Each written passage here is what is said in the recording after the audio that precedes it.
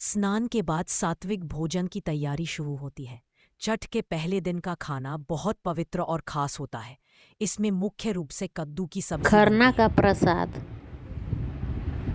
प्रसाद में गुड़ चावल की खीर, गेहूं के आटे की रोटी या पूरी बनती है। मिट्टी के नए चूल्हे पर आम की लकड़ी से ही पूरा प्रसाद बनाती हूँ। इसी के साथ अगले 36 घंटे का निर्जला व्रत शुरू हो जाता है। ये समय साधना का होता है। पूरी श्रद्धा से, धैर्य और आस्था के साथ इस व्रत को निभाती हूँ। तीसरे दिन की शाम को पूरे परिवार और मोहल्ले के लोग भी घाट पर इकट्ठा होते हैं। मैं अपने पूजन का साज सामान साथ लेकर जाती हूँ। सुपली में फल, ठेकुआ, हरी सब्जी, गन्ना, नारियल वगैरह। नदी या तालाब किनारे खड़ी होकर डूबते हुए सूर्य को अर्घ्य देती हूँ। पहले जल, फिर पूजा की थाली से दीपक। मंत्र और भजन करती हूँ। माहौल भक्ति भाव से भर जाता है। सब मिलकर सूर्य देव को प्रणाम करते हैं। कई बार आंखें भर आती है।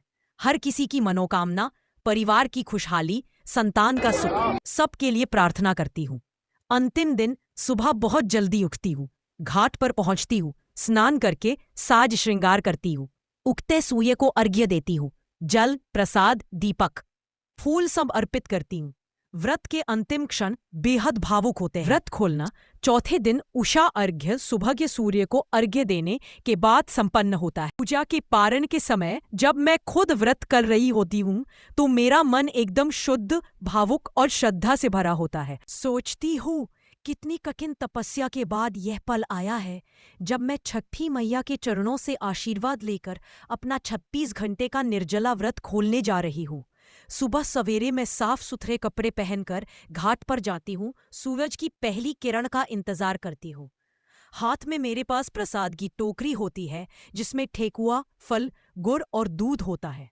जैसे ही सूरज उगता है मैं उन्हें जल से अर्घ्य देती हूँ और मन में मन ही मन छठी मैया से अपने परिवार के लिए सुख, शांति, समृद्धि और स्वास्थ्य की प्रार्थना करती हूँ। फिर मैं प्रसाद वाले ठेकुआ, गुड़ और दूध से पहले अपने घर के वरिष्ठ सदस्यों का आशीर्वाद लेती हूँ। उनके आशीर्वाद के बाद मन में एक अजीब सी खुशी, संतोष और गर्व होता है कि मैंने आशीर्वाद पर पूरा किया। फिर धीरे धीरे प्रसाद ग्रहण करती हूँ। लेकिन ये भोजन मात्र नहीं होता, बल्कि मेरी तपस्या का फल, मेरी आस्था और परमात्मा की कृपा का अनुभव होता है। मेरा मन साफ और एकाग्र होता है। हृदय में कृतज्ञता का भाव होता है। मैं सोचती हूँ कि ये वक्त मेरे जीवन में नई ऊर्जा और स्फूर्ति लेकर आए। मैं अपने आप को और अपने परिवार को और अधिक धार्मिक, संयमी और नेक बनने का संकल्प देती हूँ।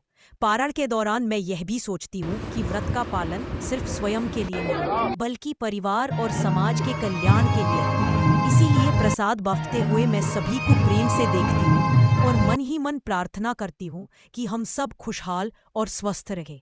इस अनुभव की बात करूं तो ऐसा लगता है जैसे छठी मैया मेरे मन और जीवन को भी साफ और पवित्र कर रही हो और मुझे नए उत्साह के साथ आगे बढ़ने की शक्ति दे रही हूँ। यही तो छठ पूजा का असली सार है। श्रद्धा, तपस्या और सौभाग्य की अनुभूति जो पारण के इस खास पल में सबसे प्रबल हो जाती है।